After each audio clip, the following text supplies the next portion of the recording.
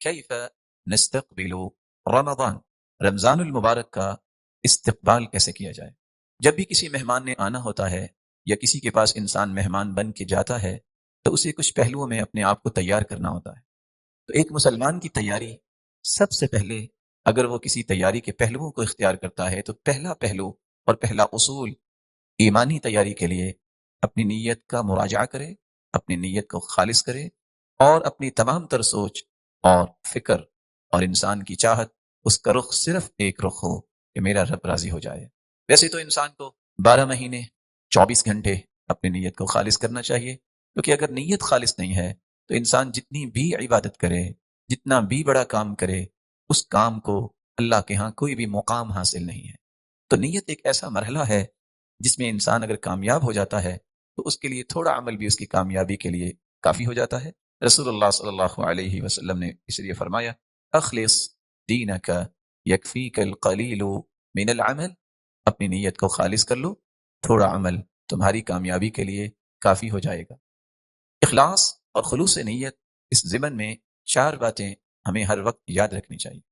سب سے پہلی بات، ان اللہ لا يقبل من العمل الا ما كان له خالصا وابتغي به وجهه، اللہ رب العزت کے نزدیک قابل قبول عمل وہ ہے، وہی عمل شرف قبولیت سے نوازا جائے گا جس عمل کو اللہ کے سامنے پیش کرتے وقت ایک ہی نیت ہو، میرا رب راضی ہو جائے۔ بلکہ علماء نے حدیث کی روشنی میں جو بات پیش کی ہے کہ اگر انسان 90% اللہ کے لیے کام کرتا ہے اور اگر 1% بھی اس کا ذہن یہ ہو چلو شہرت بھی ملنی چاہیے، لوگوں کے ہاں ناموری بھی ہونی چاہیے، دنیا کے اندر 1% بھی پروفٹ کوئی شخص نہیں چھوڑتا۔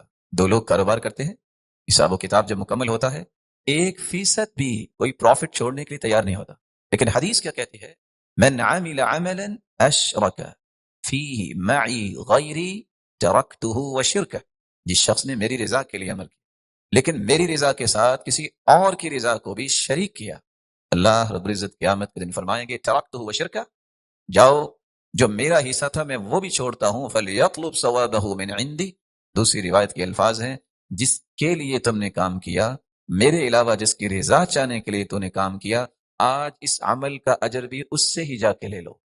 اس لیے نیت کے اس باب میں سب سے پہلی بات جو ہمیں ہر وقت یاد رہنی چاہیے وہ یہ ہے، جب تک خالص اللہ کی رضا کے لیے کوئی کام نہیں ہوگا، وہ دیکھنے میں جتنا بھی اچھا ہو، وہ دیکھنے میں جتنا بھی بڑا ہو، اس کے فضائل آپ جتنے بھی بیان کر لیں، اگر وہ اللہ کی رضا کے لیے نہیں تو وہ عمل اللہ کے ہاں قابل قبول نہیں، وہ عمل اللہ کی رضا کا باعث نہیں بن سکے گا۔ اسی لیے جب ایک بیٹے نے اپنے باپ سے سوال کیا ما احلی کلام اصحاب رسول اللہ صلی اللہ علیہ وسلم، صحابہ کرام کی بات میں لذت کتنی ہے اور ان کی بات میں روشنی کتنی ہے، ان کی باتیں کتنی لذیذ ہیں۔ باپ نے اپنے بیٹے سے پوچھا جانتے ہو یہ لذت کہاں سے آئی؟ کہا بتائیے۔ تو باپ نے جواب دیا لأنہم ارادوا وجہ اللہ، انہوں نے اللہ کی رضا کے لیے بات کرنا چاہی، اللہ رب العزت نے ان کی زبانوں پہ لذت کو جاری کر دیا۔ تو جب تک اخلاص کسی کام میں نہیں ہوتا، ایک تو اللہ کے ہاں شرف قبولیت سے نوازا نہیں جاتا، اور دوسرا ایسا انسان جو کام کرنے والا ہے پوری زندگی نہ اس کے اندر صداقت آتی ہے اور نہ وہ شخص متقی بن سکتا ہے۔ اس لیے فضیل ابن عیاض رحمہ اللہ رحمۃ واسعہ وہ کہا کرتے تھے رب عمل قلیل تکبرہ النیہ، بہت سارے اعمال بہت چھوٹے ہوتے ہیں لیکن نیت کی خوبصورتی کی وجہ سے اللہ تعالیٰ اس کو اتنی برکت دیتے ہیں کہ وہ دنیا میں سب سے بڑا کام نظر آتا ہے۔ ورب عمل کبیر تقللہ النیہ، اور کتنے اعمال دیکھنے میں بہت بڑے لگتے ہیں لیکن نیت کے فاسد ہونے کی وجہ سے وہ عمل دنیا کی آنکھوں سے بھی غائب رہتے ہیں اور ان میں برکت بھی نہیں آتی۔ نیت کے متعلق جو چوتھی بات ہمیں ہر وقت یاد رکھنی چاہیے وہ یہ ہے، رسول اللہ صلی اللہ علیہ وسلم نے فرمایا انسان کے جسم میں ایک ایسا ٹکڑا ہے، ان فی الجسد لمضغہ اذا صلحت صلح الجسد کلہ واذا فسدت فسد الجسد کلہ الا وہی القلب، انسانی جسم میں ایک ایسا ٹکڑا ہے اگر وہ درست ہو جائے پورا جسم اور اس کی کارکردگی درست رہتی ہے، اور اگر اس میں خرابی آ جائے تو پورے جسم کی کارکردگی متاثر ہو جاتی ہے۔ اور وہ کون سا ٹکڑا ہے؟ وہ دل ہے۔ رسول اللہ صلی اللہ علیہ وسلم نے فرمایا ثلاث لا يغل علیہن قلب مسلم، 3 خصلتیں جس دل میں آ جائیں وہ دل کبھی بھی خیانت والا نہیں ہوتا۔ وہ دل خائن نہیں ہوتا، ہمیشہ اس دل کے اندر آنے والی سوچ، اس دل میں پیدا ہونے والے تخیلات، تصورات ہمیشہ امانت والے ہوتے ہیں۔ اور وہ 3 خصلتیں کون سی ہیں؟ سب سے پہلی خصلت اخلاص العمل للہ، جب وہ عمل خالص اللہ کے لیے کرتا ہے اس کا دل خائن نہیں ہوگا۔ ومناصحة ولاة الامر، دوسری خصلت وہ شخص جو ولاة الامر، وقت کے حکمران اور بادشاہوں کو نصیحت کرتا ہے۔ مناصحہ خیر کی راہ دکھاتا ہے، یہ نہیں خیر کی راہ دکھانے کی بجائے احتجاج، یہ ڈرنے، یہ فساد، یہ اسلام کا مزاج نہیں۔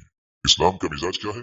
مناصحہ، مناصحة ولاة الامر، خیر کی بات، عدل و انصاف کی بات، قرآن و سنت پر مبنی، حکمت و بصیرت کے ساتھ اپنے دائرے میں رہ کر اور ان اصول و ضوابط کی پابندی کرتے ہوئے جو شریعت نے بیان کیے ہیں، وقت کے حکمران تک وہ بات پہنچانا، ان لوگوں کے ذریعے جو ان تک بات پہنچا سکتے ہیں، نہ کہ معاشرے کے اندر بلبلہ، بدامنی، فساد، جھگڑا، احتجاج، ڈرنا، اس طرح کا ہر پہلو۔ 1400 سال کی تاریخ کا مطالعہ کیجیے، اسی ایک دور میں رسول اللہ صلی اللہ علیہ وسلم سے لے کر آج تک جن لوگوں کو اللہ نے بصیرت دی، جن لوگوں کو اللہ نے فہم دی، انہوں نے اس راستے کو اختیار نہیں کیا۔ تو اس شخص کا دل خائن نہیں ہو سکتا جو عمل کرتا ہے تو خالص اللہ کے لیے، اور دوسری صرف وہ مناصحہ کرتا ہے حکمرانوں کے ساتھ، نصیحت کرتا ہے، اور اس کی یہی ذمہ داری ہے۔ اور تیسرا وہ تفرقے بازی کو پسند نہیں کرتا، اتفاق، اتحاد، امت کا اکٹھا ہونا اور امت کی محبت اور امت کی باہمی خیر خواہی اور باہمی ہمدردی کو اپریشیٹ کرتا ہے، اس کو آگے لے کے چلتا ہے، یہ دل خائن نہیں ہوگا۔ اور اسی بات کو موسیٰ بن معلہ نے اپنے الفاظ میں یوں کہا ہے، حذیفہ نے کہا مجھے، یا موسیٰ ثلاث خصال ان كن فيك لم ينزل من السماء خير الا كان لك فيه نصيب۔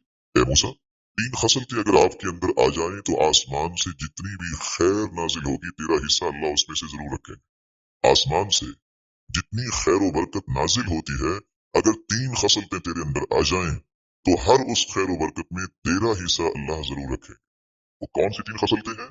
یکون عملک للہ، تیرا عمل اللہ کے لیے، کسی اور کی رضا کے لیے نہ ہو۔ وتحب للناس ما تحب لنفسک، ایک تیری نیت میں خلوص، اور جو تو اپنے لیے پسند کرتا ہے اپنے مسلمان بھائی کے لیے بھی پسند کرو، خیر خواہی، ہمدردی۔ اور تیسری خصلت وهذه الكسرى ترفعها ما قدر، ایک روٹی کا ٹکڑا اگر تم کسی ایسی جگہ پہنچا دیتے ہو جس کو ضرورت ہے، اس کی کیا قیمت ہے؟ لیکن اس خیر کی محبت کی وجہ سے اللہ تمہیں کبھی بھی خیر سے محروم نہیں کرے گے۔ رمضان کی تیاری میں جو دوسرا اصول ہے سلامت الصدر، آپ کس مبارک مہینے میں داخل ہونے لگے ہیں، جس طرح آپ نے نیت کو خالص کیا ہے، اس سینے کو حسد، بغض، عداوت، تعصب، عصبیت، انتقامی جذبات، اس طرح کی تمام مذموم صفات سے اپنے سینے کو خالی کر لیجئے۔ کیوں خالی کر لیجئے؟ اللہ رب العزت کے نزدیک وہی سینہ پسندیدہ ہے جس سینے کے اندر اس طرح کے جذبات نہ ہوں۔ جب سوال کیا گیا ای الناس افضل، سب سے افضل کون ہے، تو آپ نے فرمایا کل صدوق اللسان مخموم القلب، زبان کا سچا اور مخموم القلب۔ صحابہ نے سوال کیا یا رسول اللہ صلی اللہ علیہ وسلم، یہ صدوق اللسان، زبان کا سچا ہونا، یہ تو سمجھ آ گیا، یہ مخموم القلب کیا ہے؟ آپ نے فرمایا هو التقی النقی الذي لا اسم فيه ولا بغي ولا غل ولا حسد، ایسا متقی انسان، ایسا غنی انسان جو اللہ کی طرف ہی اپنے ہر پکار کا رخ کرتا ہے، لیکن اس کا دل کیسا ہے؟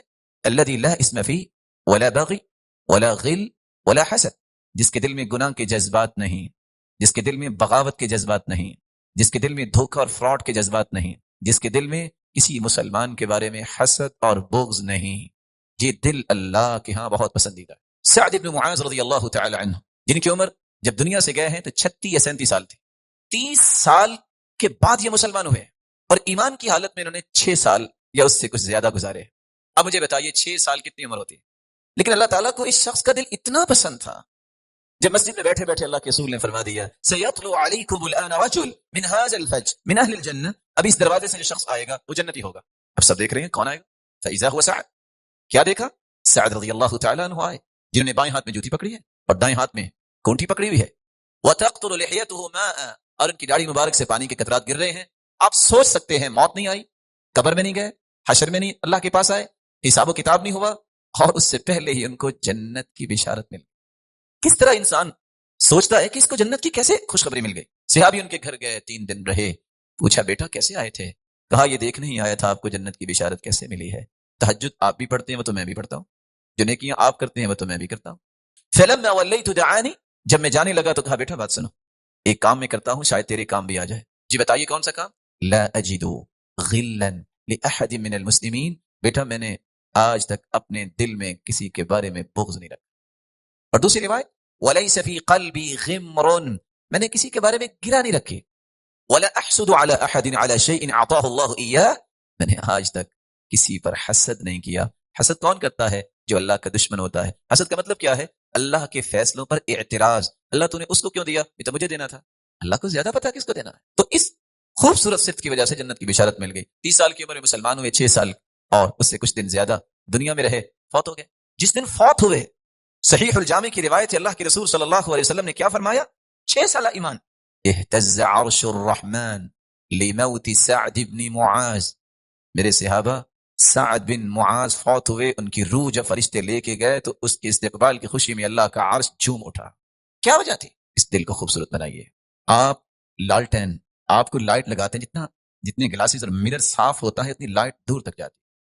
اس دل کو جتنا آپ صاف کریں گے اس کی روشنی دور تک جائے گی۔ اس لیے ساری دنیا کے سودے آپ ہار جائیں، آپ کو پریشانی نہیں ہونی چاہیے۔ دل کے سودے میں ہار کو برداشت نہ کیا کریں۔ نہیں، میں نے اپنے دل کے اندر کوئی چیز نہیں رکھنی، وگرنہ میرے سارے اعمال اکارت چلے جائیں گے۔ اس لیے دوسرا کام جو ہے اخلاص کے بعد، وہ ہمیں اپنے دل کو ہر قسم کے حسد اور بغض سے پاک کر لینا چاہیے۔ اور یہی وجہ ہے فضیل ابن عیاض کہا کرتے تھے لم يدرك من عندنا من ادرك بكثرة صيام ولا صلاة وانما ادرك بسخاء الانفس وسلامة الصدر والنصح للامة۔ لوگوں ایک بات یاد رکھنا، کون کہہ رہے ہیں؟ فضیل ابن عیاض۔ سلف صالحین، نیک لوگ جو فضیلت لے کر گئے ہیں، وہ زیادہ روزے رکھنے کی وجہ سے نہیں، زیادہ تہجد پڑھنے کی وجہ سے نہیں، 3 وجوہات سے ان کو اللہ نے مقام دیا۔ پہلی وجہ بسخاء الانفس، ان کے دل بڑے سخی تھے، ان کو دنیا کا نشہ نہیں تھا۔ دوسرا سلامت الصدر، ان کے سینے اتنے سلامت تھے، اتنے پاکیزہ تھے، کسی کے بارے میں کوئی حسد بغض نہیں تھا۔ اور تیسرا النصح للامہ، ان کی ہر وقت یہ تڑپ ہوتی کہ امت کی خیر خواہی کیسے ہو سکتی ہے، امت کے ساتھ ہمدردی کیسے ہو سکتی ہے۔ یہ 3 فکر، یہ 3 سوچیں، جس کی وجہ سے اللہ تعالیٰ نے ان کو امتیازات سے نواز دیا۔ اور اسی بات کو سفیان بن دینار کہا کرتے تھے قلت لأبی بشر اخبرنی عن اعمال من كان قبلنا، میں نے ابو بشر سے کہا پہلے لوگوں کے اعمال کے بارے میں کچھ بتائیے۔ كانوا يعملون يسيرا ويؤجرون كثيرا، بہت تھوڑے اعمال کرتے لیکن اجر بہت لے جاتے، وجہ کیا ہے؟ تو انہوں نے جواب دیا ليست العبرة بكثرة صلاتهم ولا صيامهم ولا صدقاتهم، قلت ولم ذاك؟ قال لسلامة صدورهم، نہ وہ زیادہ روزے رکھنے کی وجہ سے تھا، نہ زیادہ تہجدیں پڑھنے کی وجہ سے، نہ زیادہ صدقات کی وجہ سے، ان کے خوبصورت اور پاکیزہ دل اور سینوں کی وجہ سے اللہ تعالیٰ نے ان کو یہ مقام نصیب فرمایا تھا۔ اس لیے عبداللہ ابن مسعود رضی اللہ تعالی عنہ سے جب سوال کیا گیا کیف کنتم تستقبلون رمضان، آپ رمضان المبارک کا استقبال کیسے کرتے ہیں، تو انہوں نے کہا كان احدنا يجرأ على استقبال الهلال وفي قلبه ذرة حقد على اخيه، کوئی شخص بھی ہم میں سے استقبال جب کرتا رمضان کا، چاند کو دیکھنے سے پہلے اس کے دل میں ایک رائی کے برابر بھی کسی کے بارے میں حسد اور بغض نہیں ہوتا تھا۔ تو سب سے بڑا عمل اخلاص کے بعد وہ یہ ہے کہ انسان اپنے دل کو پاکیزہ بنائے، اپنے دل کو اس قابل بنائے کہ اللہ رب العزت کی طرف سے اس دل پہ انعامات جاری ہو جائیں۔ رمضان المبارک سے پہلے رمضان کا استقبال کیسے ہوگا؟ ہم اپنے پچھلے گناہوں کی توبہ کریں۔ یہ توبہ تو ہمیں 24 گھنٹے ضرورت ہے، لیکن توبہ میں جس بات کی طرف اشارہ کرنا چاہتا ہوں وہ توبہ جو اللہ کو پسند ہے، اور توبہ کی وہ 7 شروط ہیں۔ سب سے پہلی شرط، لوگوں کو دکھانے کے لیے ہاتھ نہ اٹھائیں، اخلاص کے ساتھ اللہ کو راضی کرنے کے لیے، کہ اللہ کی ناراضگی سے بچنے کے لیے توبہ کریں۔ دوسرا، اگر گناہ سے توبہ کر رہے ہیں تو اس گناہ کو چھوڑ دیجئے، جب تک آپ چھوڑتے نہیں گناہ کو وہ توبہ قبول نہیں ہوگی۔ تیسری شرط یہ ہے اس گناہ کا اعتراف اللہ کے سامنے کیجئے، ان العبد اذا اعترف ثم تاب تاب اللہ علیہ، بندہ جب توبہ کرتا ہے، اعتراف کرتا ہے تو اللہ اس اعتراف پہ اسے معاف کر دیتے ہیں۔ چوتھی شرط یہ ہے اعتراف اللہ کے سامنے، ساتھ شرمندگی کا اظہار، التوبۃ الندم والاستغفار۔ رسول اللہ صلی اللہ علیہ وسلم نے فرمایا توبہ کیا ہے؟ شرمندہ ہونا اور پھر استغفار کرنا۔ اور 5ویں شرط یہ ہے کہ آپ توبہ جب کر رہے ہیں تو پھر عزم مصمم کریں، اللہ میں دوبارہ نہیں کروں گا، میں آج سے عہد کرتا ہوں دوبارہ نہیں کروں گا۔ جب عزم کر لیں تو پھر اللہ تعالیٰ معاف کر دیتے ہیں۔ 6ٹھی شرط یہ ہے کہ آپ توبہ اگر کرنا چاہتے ہیں سچی تو پھر موت سے پہلے پہلے کریں۔ جب فرشتہ نظر آ جائے، جب والتفت الساق بالساق، پنڈلی پہ پنڈلی چڑھ جائے اور فرشتہ انسان کو نظر آ جائے، پھر وہ بول نہیں سکتا، اس لیے سب سے پہلے اللہ جان قدموں سے نکال دے تاکہ بھاگے نہیں. اس وقت پھر توبہ قبول نہیں ہوتی. اس لیے رسول اللہ صلی اللہ علیہ وسلم نے فرمایا ان للتوبۃ بابا عرض ما بین مصراعی كما بین المشرق والمغرب. توبہ کا ایک دروازہ ہے جس دروازے کی چوڑائی مشرق و مغرب جتنے فاصلہ ہے. لا يغلق حتى تطلع الشمس من مغربها. جب تک قیامت نہیں آ جاتی اس وقت تک یہ دروازہ بند نہیں ہوگا. ومن مات فقد قامت قیامته. اور جو مر جاتا ہے اس کی قیامت تو اسی وقت قائم ہو جاتی ہے. ساتویں اور ضروری شرط جو ہمیں سمجھنی چاہیے توبہ کیسے قبول ہوگی. اگر آپ کوئی بدعت کا ارتکاب کرتے ہیں جب تک آپ بدعت چھوڑ نہیں دیتے آپ توبہ کر بھی لیں وہ توبہ قبول نہیں ہے. کیونکہ رسول اللہ صلی اللہ علیہ وسلم کا فرمان ہے ان اللہ احتجر التوبہ. اور دوسری روایت میں آتا ہے احتجب التوبہ. اللہ نے توبہ روک دی ہے اور چادر لٹکا دی ہے عن کل صاحب بدعہ حتی یدعها. جب تک بدعت کو چھوڑ نہیں دیتا اللہ تعالیٰ نہ اسے دیکھنا پسند کرتے ہیں اور نہ اس کی توبہ کو قبول کرتے ہیں. تو یہ 7 شرطیں جب ہوں تو پھر اللہ رب العزت انسان کی توبہ کو قبول فرماتے ہیں. ارشاد ربانی ہے والذین اذا فعلوا فاحشة او ظلموا انفسهم ذکروا اللہ فاستغفروا لذنوبهم ومن يغفر الذنوب إلا الله ولم يصروا على ما فعلوا وهم يعلمون. جن سے فحاشی ہو جائے یا وہ اپنی جانوں پہ ظلم کر لیں پھر وہ اللہ کا ذکر کرتے ہیں اور استغفار کرتے ہیں اور اس بات کا عہد کرتے ہیں ولم يصروا اللہ ہم دوبارہ نہیں کریں گے عزم کرتے ہیں تو اللہ رب العزت ایسے لوگوں کو معاف کرتے ہیں. اور دیکھیے معافی کا طریقہ کیا ہے. آپ اچھا سا شاور لیں غسل کریں وضو کریں اور اگر آپ پاک ہیں تو وضو کریں 2 رکعتیں پڑھیں ہاتھ اٹھا لیں اللہ میں سچی توبہ کرتا ہوں میں اعتراف کرتا ہوں میں شرمندہ ہوں یہ مجھ سے کوتاہی ہوگی یہ غلطی ہوگی مجھے معاف کر دے. رب اغفر لي. اللہ رب العزت فرشتوں سے مخاطب ہو کے کہتے ہیں یا ملائکتی علم عبدی ان له ربا یغفر الذنوب. میرے بندے کو پتہ چل گیا ہے اس کا کوئی رب ہے جو معاف کرنے والا ہے. عبدی او میرے بندے اعمل ما شئت فقد غفر لك. تو نے سچی توبہ کی جاؤ تو نے جو کچھ بھی کیا میں تجھے معاف کرتا ہوں. گنتی کے 10 منٹ کا پیکج. اللہ رب العزت میں سچی توبہ کرنے کی توفیق عطا فرمائے.